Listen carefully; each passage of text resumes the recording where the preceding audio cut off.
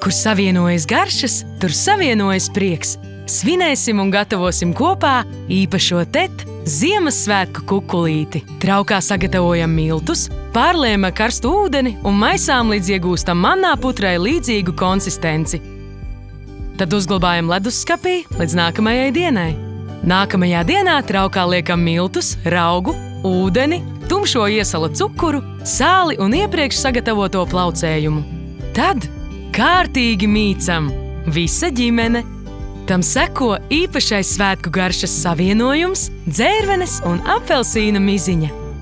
Mīklu uzraudzējam, sadalām un vēlreiz uzraudzējam. Tad veidojam skaistus kukulīšus un liekam cepties 20–25 minūtes 190 grādos.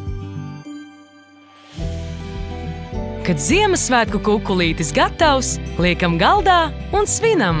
Vēlam sirdsiltus svētkus!